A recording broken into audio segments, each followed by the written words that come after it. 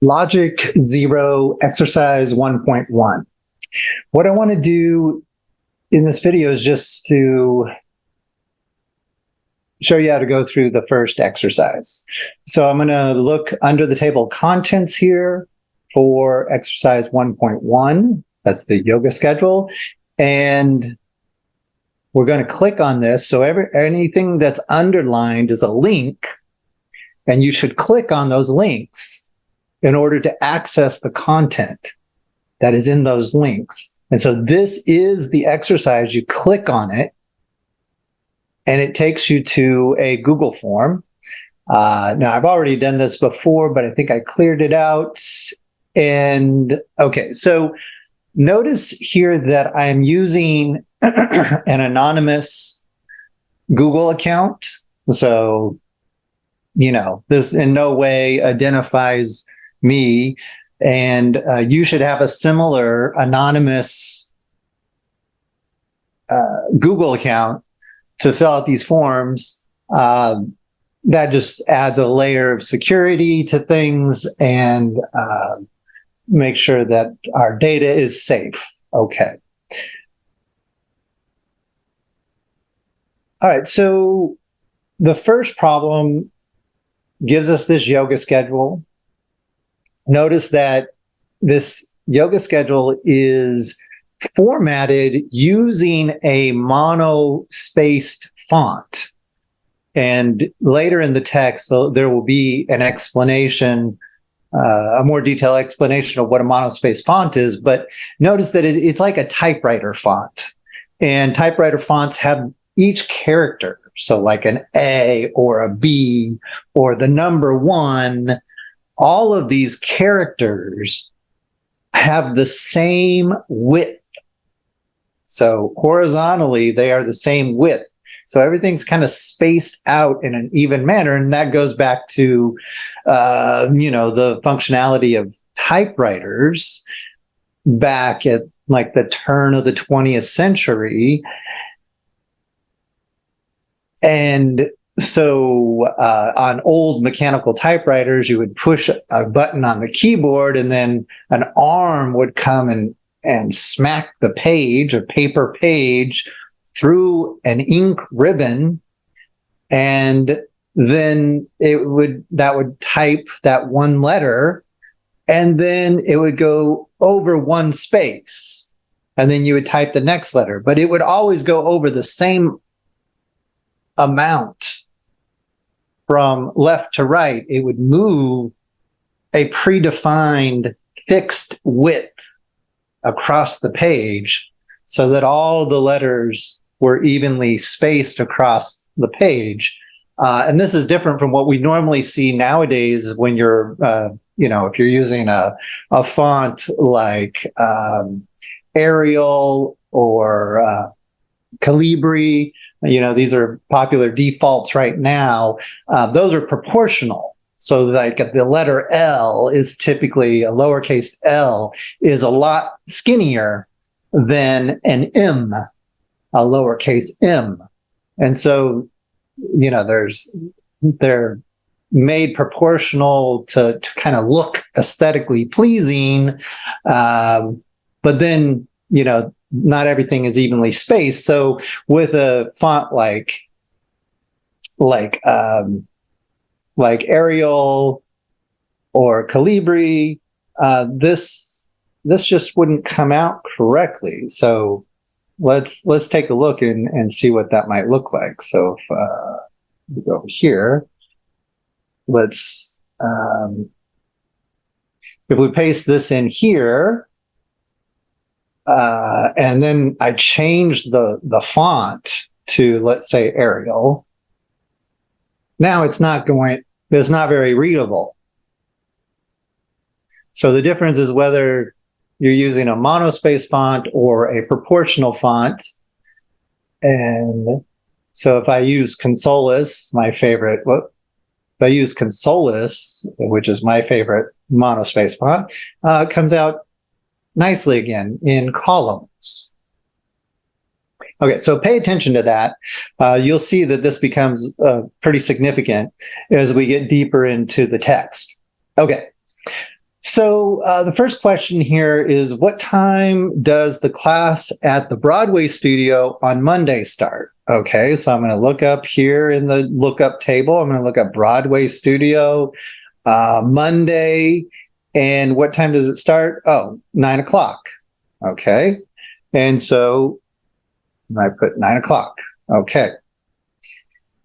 And then for number 2, what time does the class at the Broadway studio on Monday end? Okay, same thing on Monday. When does it end? 10:30. Okay, so we'll put 10:30. And what time does the class at the Junipero Bluff on Tuesday start? Junipero Bluff, Tuesday starts at noon. Okay, so 12 o'clock. And what time does the class at Junipero Bluff on Tuesday end? It ends at 1:30. So let's say put 1:30. And where is the class located that starts at 2 o'clock on Wednesday? Okay, Wednesday, 2 o'clock start time is at Belmont Pier. Okay. And where is the class located that starts at 10 o'clock on Thursday? Thursday, 10 o'clock. Oh, the Broadway studio.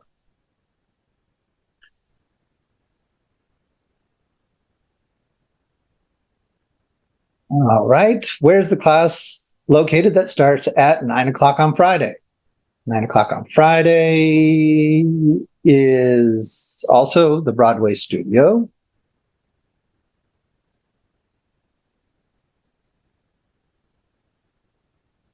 And where are the weekend classes located? So on the weekend, we just have Saturday and Sunday, we just have Junipero Bluff. Okay. All right, so that's the last question. Okay, so we submit that. And then we can look at our score. And it says I only got half of them right. So 4 out of 8. What is going on here? Okay, so let's take a look. I put 9:00, and the correct answer is 09:00. So that leading 0 is evidently significant. Now, we don't know exactly why we have to be so precise at this stage of the game, but this is the big lesson. There's 2 big lessons here. First of all, I assume that you know how to look at this lookup table, this yoga schedule. I assume that that's a somewhat familiar thing that you've experienced in your life, and you can look at the schedule and you can find the correct information. Okay.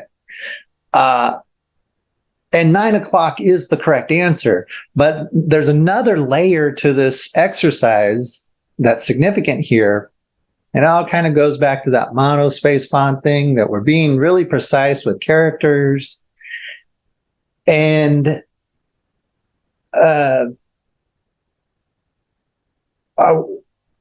our answers, typically, our answers for the exercises and quizzes in the textbook need to be super precise, character by character. And you might think of it like as like a password, like when you log into some website and you have an account on that website and you enter, your username and then your password. Your username has to be spelled exactly the way that you originally entered it when you first signed up. And your password has to be exact, character for character. And that's the sort of precision that we want in our answers in this course. So if it says the correct answer is 09:00, then that's what we have to answer. And you're not always going to get all the details correct on the first time through an exercise.